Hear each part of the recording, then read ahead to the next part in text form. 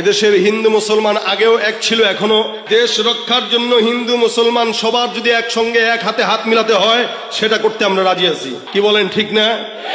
মনে রাখবেন, গুনাহ করছেন অনেক, কোটি কোটি কোটি কোটি গুনাহ, প্রত্যেকটা গুনাহ। এই যে আমার আগে হযরত বলে গেছেন, তওবা করলে অনেক সময় বান্দাকে জাহান্নামে যেতে হয়। মনে রাখবেন, এই যে বান্দা জাহান্নামে ঢুকবে একটা ভয় থাকে, একটা ভয় থাকবে না কেউ যদি শাহাদাতের মরণ অর্জন করে। কারণ শহীদ মরতে দেরি, জান্নাতে যেতে দেরি। এজন্য আমরা আলহামদুলিল্লাহ, এরা যদি আমাদেরকে জানের ভয় দেখায়, আমরা বলবো ভাই তোরা আয়, আমাদেরকে শাহাদাতের রাস্তা একটু দেখায় দে। আমাদের ইমানের ধার কমে গেছে, তোমরা আসলে ইমানের ধারটা অন্তত বাড়বে। কি বলেন, ঠিক না? এই যে এখানে অনেক যুবকরা আছে, তাদের চুল ঠিক নাই, দাড়িও নাই, নামাজও পড়ে না, কিন্তু আপনি বলেন তো, আমার তো দিল বলে তার সামনে কেউ যদি আমার আল্লাহ, রসুল, ইসলামের বিরুদ্ধে এক বিন্দু কথা বলে, ওর জিহ্বা ভিতরে রাখতে দিবে না। কি বলেন? আমরা নামাজে দুর্বল হতে পারি, আমলে দুর্বল হতে পারি, ইবাদতে দুর্বল হতে পারি, কিন্তু ইসলাম নিয়ে কটূক্তি করবো আমার সামনে, দুর্বল মনে করো না। প্রয়োজনে জান দিব 1 কোটি বার, ইসলাম নিয়ে কোনো তামাশা সহ্য করা হবে না।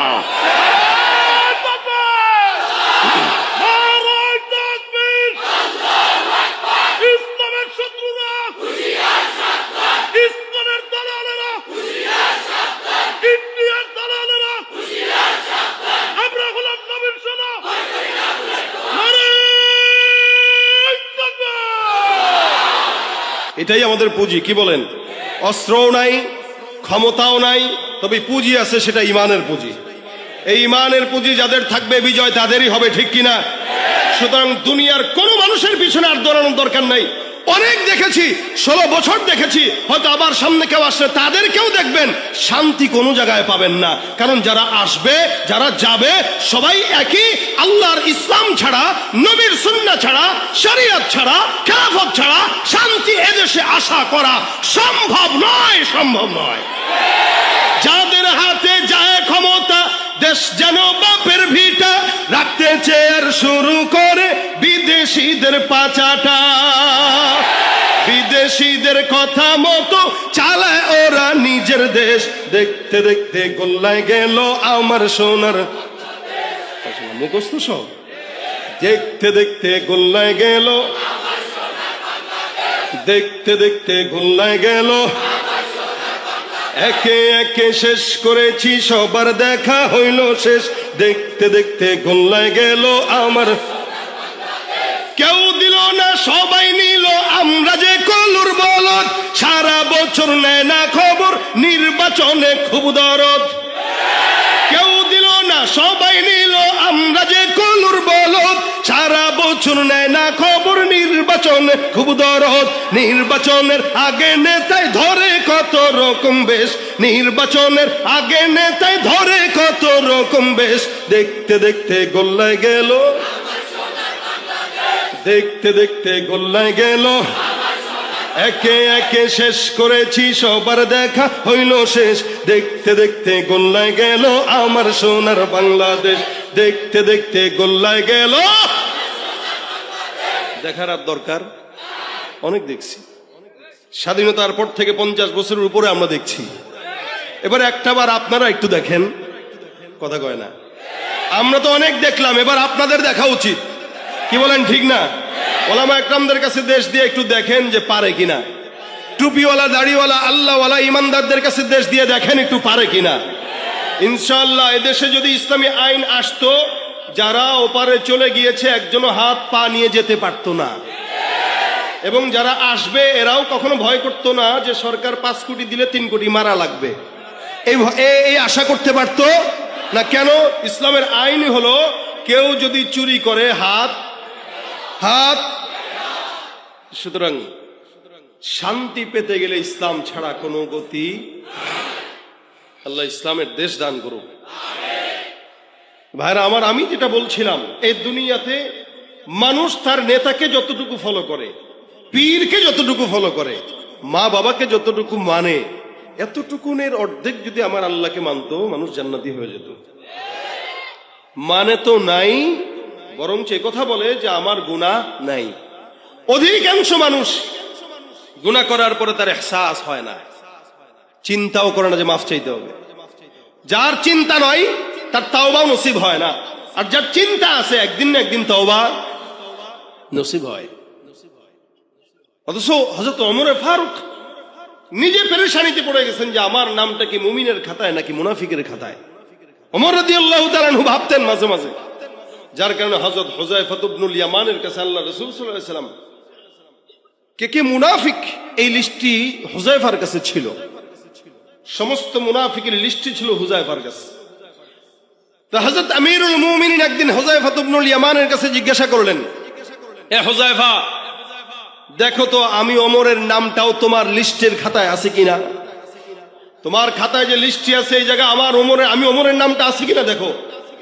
ইসলামের দ্বিতীয় খলিফা, যার ব্যাপারে রাসূল সাল্লাল্লাহু আলাইহি ওয়াসাল্লাম বলেছেন আমার পরে যদি কোন নবী আসতো সে হয়তো কে, এই ওমর বলতেছেন, দেখো আমার নামটা ওখানে আছে কিনা।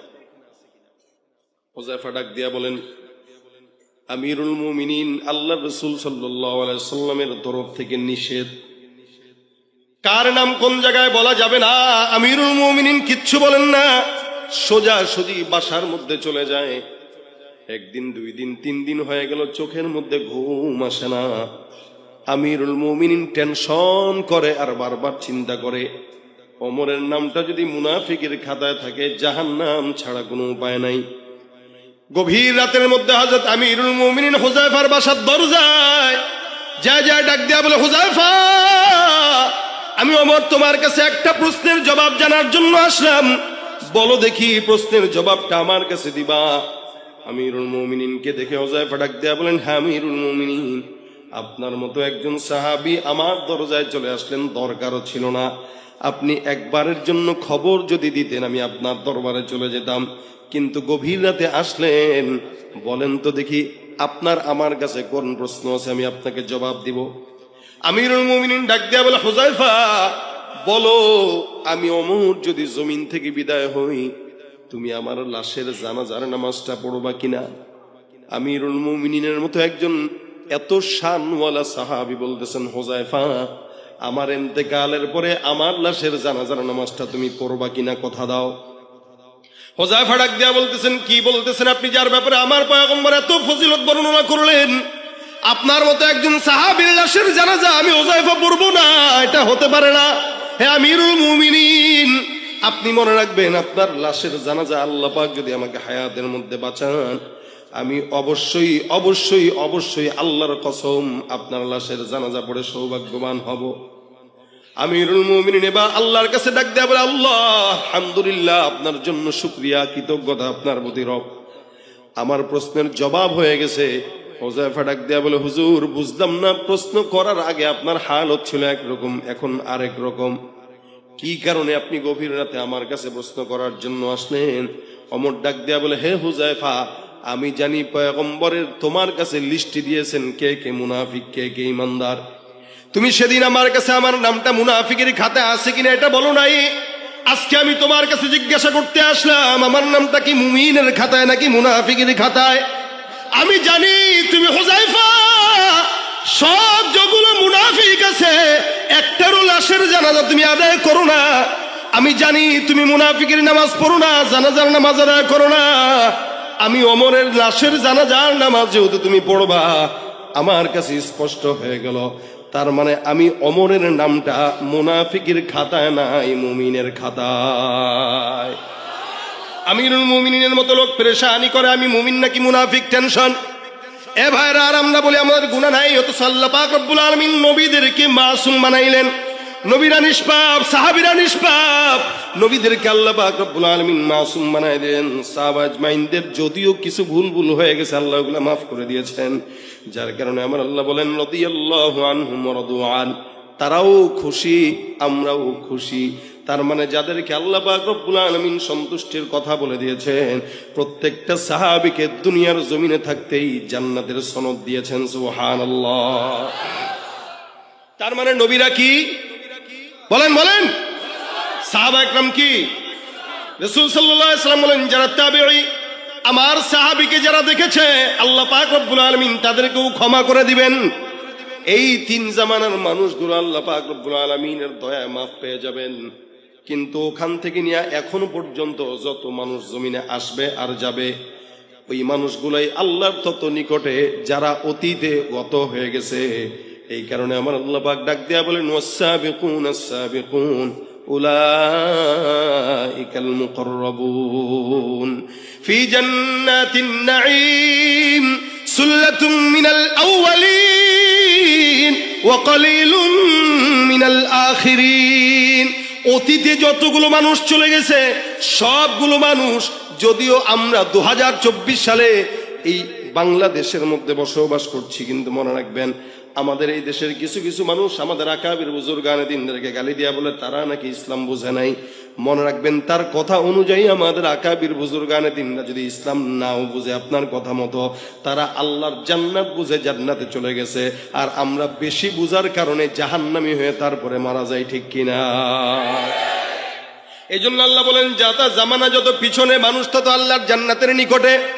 জামানা যত পিছনে, আজকে থেকে 100 বছর আগে যেই বান্দাটা জন্মগ্রহণ করলো, ওই বান্দাটা আমার থেকে 100 বছরে হলো রসুলের নিকটে, তার মানে জান্নাতের নিকটে। যেই ব্যক্তিটা আজ থেকে 500 বছর আগে জমিনে আসছে,